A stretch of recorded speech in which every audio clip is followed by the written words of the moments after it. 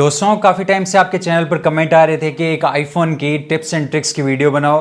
तो आज इस वीडियो में हम आईफोन के ऑलमोस्ट सभी फीचर्स और टिप्स एंड ट्रिक्स की बात करेंगे, जिनमें से आप कुछ जानते होंगे और कुछ आपके लिए बिल्कुल नए होने वाले हैं। तो चलिए दोस्तों, बिना देरी के वीडियो को शुरू करते हैं। मैं जब भी मेरे फ़ोन की कोई वीडियो लगाता हूं तो आप अक्सर मेरे फ़ोन के वॉलपेपर की लिंक मांगते हैं। तो सबसे पहले मेरे फ़ोन के वॉलपेपर की बात कर लेते हैं। ये मैंने आईफोन 15 प्रो का टीयर डाउन वॉलपेपर लगा रखा है। आईफोन 15 प्रो एक्चुअल में अंदर से ऐसा ही दिखता है और इसकी हाई क्वालिटी S2S डिस्प्ले के कारण ये काफी ज्यादा रियलिस्टिक लगता है और देखकर ऐसा लगता है जैसे असली में फोन के पार्ट्स दिख रहे हैं। अगर आप इस तरह का वॉलपेपर डाउनलोड करना चाहते हैं तो आपको अपने फोन के ब्राउजर में अपने आईफोन का मॉडल और फिर उसके आगे टीयर डाउन वॉलपेपर लिखकर सर्च कर देना है। इसके बाद आपको iFixit की वेबसाइट मिलेगी, जिसे ओपन करने के बाद आप नीचे जाएंगे तो आपको टीयर डाउन वॉलपेपर्स देखने को मिल जाएंगे। जैसे आईफोन 15 का रियर वाला है, या आईफोन 15 प्लस का टीयर डाउन वॉलपेपर है, और ये वाला 15 प्रो का टीयर डाउन वॉलपेपर है जो मैंने मेरे फोन में सेट कर रखा है। इसके अलावा मैं और भी कई सारे वॉलपेपर्स लगाता हूं जो आपको काफी ज्यादा पसंद आते हैं, जिन्हें आप 4kwallpapers.com पर जाकर डाउनलोड कर सकते हैं। इस साइट पर आपको सभी वॉलपेपर्स अल्ट्रा हाई रेजोल्यूशन में मिलेंगे। जैसे मैंने बाइक वाला वॉलपेपर इसी साइट से डाउनलोड किया था और आप देख सकते हैं मैंने इसे कितना ज्यादा जूम कर दिया है, बट अभी भी इसकी क्वालिटी डाउन नहीं हुई है। ये वॉलपेपर वैसे 45 मेगापिक्सल का है। अगर आप अपने फोन में किसी फोटो को वॉलपेपर में कन्वर्ट करना चाहते हैं तो आपको यहाँ ऊपर से फोटो को एडिट करना है, फिर एडिट में आपको क्रॉप में जाना है और यहाँ से प्रीसेट पर टैप कर देना है, जिसमें नीचे आपको वॉलपेपर को सिलेक्ट कर लेना है और फोटो को फ्रेम के बीच में अलाइन करके ऊपर से डन कर देना है। इसके बाद आपको वॉलपेपर का बिल्कुल परफेक्ट एस्पेक्ट रेशियो मिल जाएगा, जिसे आप डायरेक्ट अपने फोन में सेट कर सकते हैं। जब हम ऐप को एक पेज से दूसरे पेज पर ड्रैग करके लेके जाते हैं तो पेज स्विच होने में काफी ज्यादा टाइम लगता है। इसकी जगह आप ऐप को एक उंगली से उठाकर दूसरी उंगली से पेज को स्विच कर सकते हैं, जो काफी इजी रहता है। अगर आपको मल्टीपल ऐप्स को एक पेज से दूसरे पेज पर लेके जाना है तो सिंगल ऐप ड्रैग करने की जगह आप एक ऐप को उठाकर दूसरी उंगली से बाकी ऐप्स को साथ में सिलेक्ट कर सकते हैं और इन दूसरे पेज पर ड्रैग करके एक साथ मूव कर सकते हैं। इसके अलावा अगर आपके फोन में बहुत सारे ऐप पेजेस है और आपको लास्ट के पेजेस में जाने में टाइम लगता है तो आप नीचे सर्च पर होल्ड और स्वाइप करके भी पेजेस को काफी फास्ट स्विच कर सकते हैं। इस होल्ड और स्वाइप फीचर को आप इमोजी कीबोर्ड में भी यूज कर सकते हैं और काफी जल्दी इमोजीज को ढूंढ सकते हैं। आईफोन में हैप्टिक टच का यूज करके आप किसी भी ऐप आइकन और कंट्रोल पर कुछ सेकंड्स तक होल्ड करके क्विक शॉर्टकट्स या एक्स्ट्रा फीचर्स देख सकते हैं। जैसे आप सेटिंग्स ऐप पर हैप्टिक टच करेंगे तो आपको सेटिंग्स के कुछ क्विक शॉर्टकट्स मिल जाएंगे, जिन्हें आप इंस्टेंटली बाहर से ओपन कर सकते हैं। इसी तरीके से आप कंट्रोल सेंटर में टाइमर पर हैप्टिक टच करके इंस्टेंटली टाइमर को सेट कर सकते हैं। अगर आपकी फोन की फ्लैश लाइट कम लग रही है तो आप कंट्रोल सेंटर में फ्लैश लाइट कंट्रोल पर हैप्टिक टच करके इसकी ब्राइटनेस को बढ़ा सकते हैं। कंट्रोल सेंटर में स्क्रीन रिकॉर्डिंग पर हैप्टिक टच करके आप यहाँ नीचे से माइक्रोफोन को ऑन कर सकते हैं और फिर स्क्रीन रिकॉर्डिंग के साथ अपनी वॉइस को भी रिकॉर्ड कर सकते हैं। अगर आपको रात में गाने सुनने का शौक है तो आप नेक्स्ट फीचर का यूज करके ऑटोमेटिकली म्यूजिक को कुछ टाइम बाद बंद कर सकते हैं। इसके लिए आपको आईफोन की क्लॉक ऐप को ओपन करके नीचे टाइमर पर टैप करना है और ऊपर से आपको टाइमर सेट कर देना है जितनी देर के लिए आप गाने सुनना चाहते हैं। इसके बाद आपको व्हेन टाइमर एंड्स में जाकर सबसे नीचे स्टॉप प्लेइंग को सिलेक्ट कर लेना है और टाइमर को स्टार्ट कर देना है। इसके बाद फोन में गाने चलते रहेंगे और जैसे टाइमर खत्म होगा तो म्यूजिक अपने आप बंद हो जाएगा। अगर आपके आसपास कोई गाना चल रहा है और आपको उस गाने का नाम पता नहीं है तो आपको फोन उस गाने को सुनकर आपको उसका नाम बता सकता है। इसके लिए आपको अपने फोन की सेटिंग्स में कंट्रोल सेंटर के अंदर जाकर यहाँ नीचे से इस म्यूजिक रिकॉग्निशन कंट्रोल को ऐड कर लेना है। अब अगर आपके पास या फोन में कोई गाना चल रहा होगा तो आपको कंट्रोल सेंटर ओपन करके इस म्यूजिक रिकॉग्निशन कंट्रोल पर टैप कर देना है। इसके बाद आपका फोन उस गाने को सुनेगा और पता लगते ही उस गाने के नाम के साथ आपको ऊपर नोटिफिकेशन शो हो जाएगी। फोन की नोट्स ऐप में स्वाइप राइट करके आप इंडेंट कर सकते हैं और इसी तरीके से स्वाइप लेफ्ट करके आप आउटडेंट कर सकते हैं। डबल टैप करके आप सिंगल वर्ड को सिलेक्ट कर सकते हैं और ट्रिपल टैप करके आप पूरे सेंटेंस को सिलेक्ट कर सकते हैं। सिलेक्टेड टेक्स्ट को आप 3 उंगलियों से पकड़कर कॉपी कर सकते हैं और जहां पेस्ट करना है वहां 3 उंगली से छोड़कर पेस्ट कर सकते हैं। भूल से अगर आपसे कुछ डिलीट हो जाता है तो आप फोन को हिलाकर उसे अंडू कर सकते हैं या फिर 3 उंगलियों को लेफ्ट स्वाइप करके आप जेस्चर से भी अंडू कर सकते हैं। इसी तरीके से 3 उंगलियों को राइट स्वाइप करके आप रीडू कर सकते हैं। इसके अलावा एप्स की पोजीशन भी अगर आपसे गलती से हिल गई है तो आप शेक करके इनकी पोजीशन को फिर से अंडू कर सकते हैं। आप अपने आईफोन के कीबोर्ड को ट्रैक पैड की तरह भी यूज कर सकते हैं। इसके लिए आपको स्पेस बार पर कुछ सेकंड्स तक होल्ड करके रखना है, फिर आप ट्रैक पैड के जैसे कर्सर को आसानी से मूव कर पाएंगे और जिस टेक्स्ट पर आप पॉइंटर लेकर जाना चाहते हैं वहां आराम से ले जा पाएंगे। ट्रैक पैड की तरह कीबोर्ड को यूज करते वक्त दूसरी उंगली से सिंगल टैप करके आप पॉइंटर को मूव करें तो आप टेक्स्ट को सिलेक्ट कर सकते हैं। एप्पल की किसी भी ऐप में आप 2 उंगलियों से स्वाइप करके किसी भी आइटम को आसानी से सिलेक्ट कर सकते हैं। सफारी में अगर आपने बहुत सारे टैब्स को ओपन कर रखा है तो आप एक एक टैब को क्लोज करने की जगह सिंगल टैब पर हैप्टिक टच करके क्लोज अदर टैब से सभी टैब्स को एक साथ क्लोज कर सकते हैं। अगर आप ऐसी किसी ऐप में हैं जहां आपको काफी ज्यादा स्क्रॉल करना है तो इस तरह स्क्रॉल करने की जगह आप साइड से इस स्क्रॉल बार को पकड़कर काफी फास्ट स्क्रॉल कर सकते हैं। फोन में अगर आप लाइव फोटोज लेते हैं तो आप इन फोटोज को एक साथ सिलेक्ट करके यहाँ कॉर्नर में दिए गए 3 डॉट से इन लाइव फोटोज को वीडियो बनाकर सेव कर सकते हैं और फिर इन फोटोज को इस वीडियो में एक साथ देख सकते हैं। होम स्क्रीन पर आप लेफ्ट स्वाइप करेंगे तो आपको एंड में ऐप लाइब्रेरी देखने को मिलेगी, जिसमें फोन की एप्स कैटेगरी वाइज शॉर्ट की गई होती है। इसके अलावा ऊपर सर्च बार पर टैप करके आप सभी एप्स को अल्फाबेटिकली देख सकते हैं, जिससे आप इन एप्स को काफी इजीली ढूंढ सकते हैं। क्योंकि फोन की सभी एप्स ऐप लाइब्रेरी में होती है तो जरूरी नहीं है कि आपको इन्हें होम स्क्रीन पर रखना है। आप चाहे तो इन एप्स को होम स्क्रीन से डिलीट कर सकते हैं और सिर्फ ऐप लाइब्रेरी में रख सकते हैं, जिससे आपके फोन की होम स्क्रीन काफी क्लीन और क्लटर फ्री हो जाती है। होम स्क्रीन के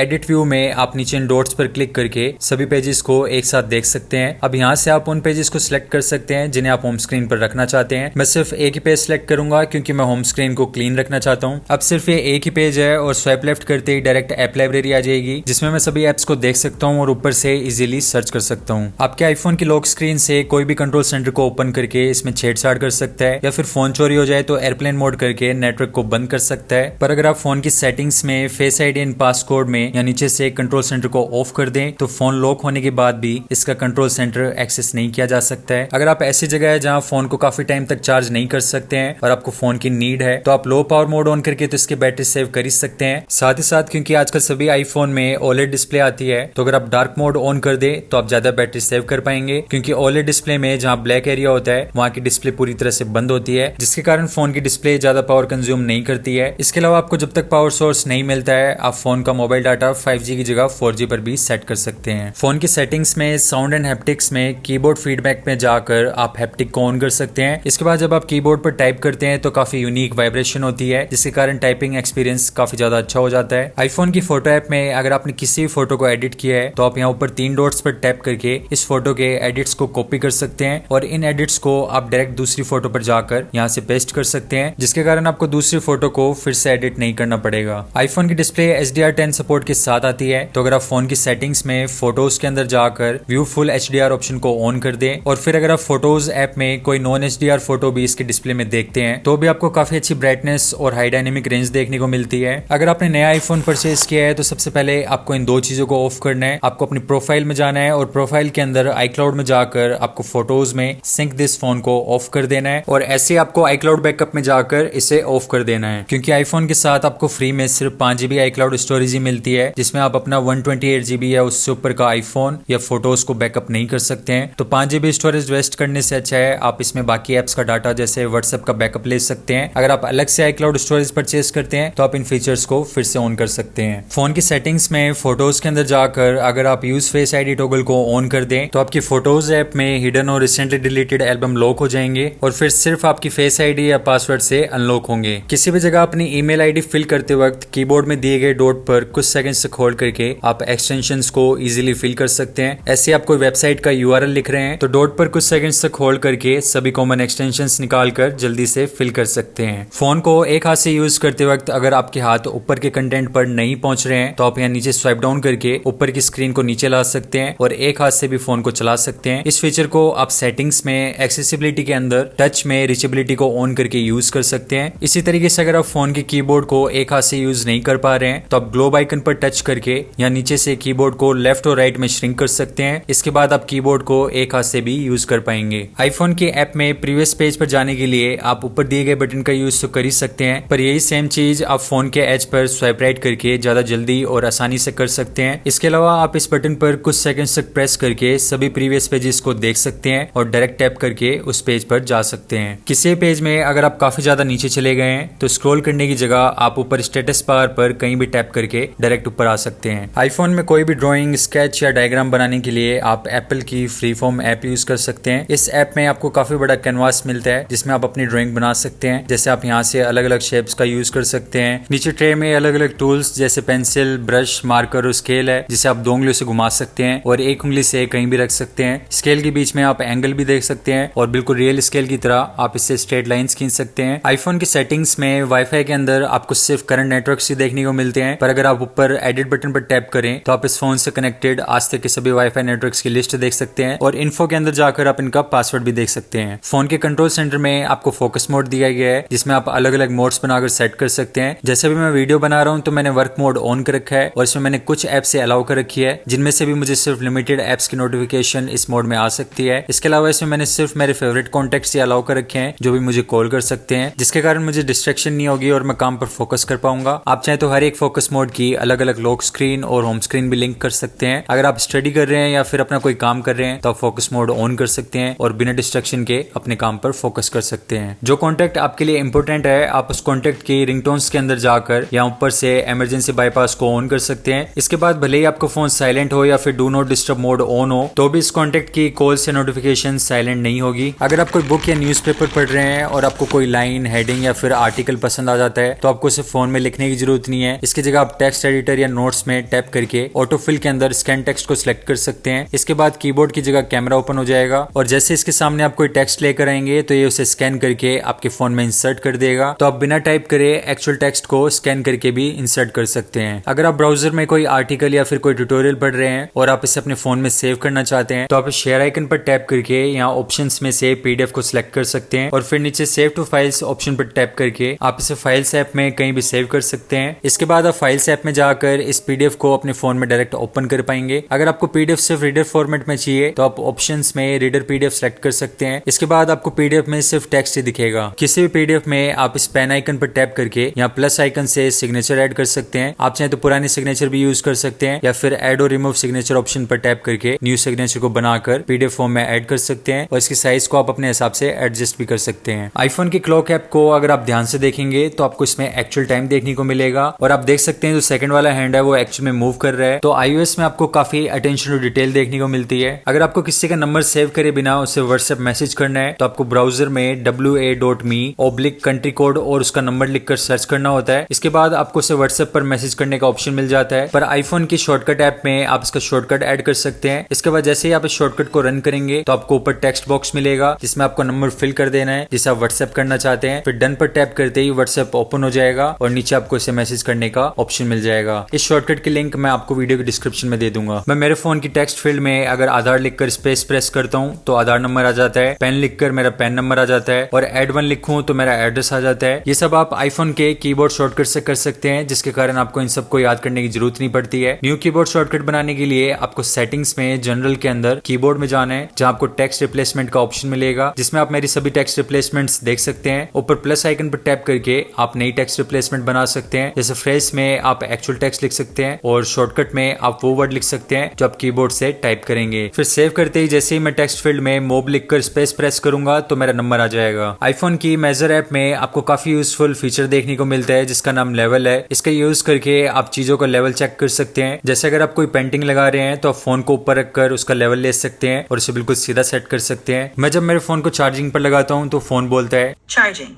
या जब मेरा फोन 80% चार्ज हो जाता है तो फोन मुझे खुद बता देता है Your phone is 80% charged. Remove the charger to increase battery health. ये ऑटोमेशन है जिन्हें आप शॉर्टकट ऐप में जाकर बना सकते हैं। आपको ऑटोमेशन टैब के अंदर यहाँ ऊपर प्लस आइकन पर टैप करना है। फिर चार्जिंग वाली ऑटोमेशन के लिए आपको चार्जर सर्च करना है और जैसे आप चार्जर पर टैप करेंगे तो अंदर आपको 2 कंडीशंस मिलेगी, इज कनेक्टेड और इज डिसकनेक्टेड। हम इज कनेक्टेड कंडीशन लेंगे और नीचे रन इमीडिएटली पर टैप कर देंगे। अब क्योंकि मुझे टेक्स्ट को बुलवाना है तो मैं नेक्स्ट पेज से स्पीक टेक्स्ट सेलेक्ट करूंगा और टेक्स्ट फील्ड में जो मैं चार्जर कनेक्ट होने पर बुलवाना चाहता हूँ वो लिख दूंगा। इस एरो पर क्लिक करके मैं लैंग्वेज को इंग्लिश यूएस सेलेक्ट कर दूंगा और वॉइस में मैं सिरी की वॉइस को यूज करूंगा जो ज्यादा नेचुरल लगती है। बस फिर डन करते ही ऑटोमेशन बन जाएगी और जैसे ही मैं फोन को चार्जर से कनेक्ट करूंगा तो ये ऑटोमेशन अपने आप चल जाएगी। Charging. 80% बैटरी वाली ऑटोमेशन के लिए आपको सेम ऑटोमेशन में जाकर न्यू ऑटोमेशन क्रिएट करनी है, फिर बैटरी सर्च करनी है और ऊपर स्लाइडर को मूव करके आपको परसेंटेज सेलेक्ट कर लेनी है। मुझे एग्जैक्ट 80% पर ऑटोमेशन बनानी है तो मैं इक्वल्स टू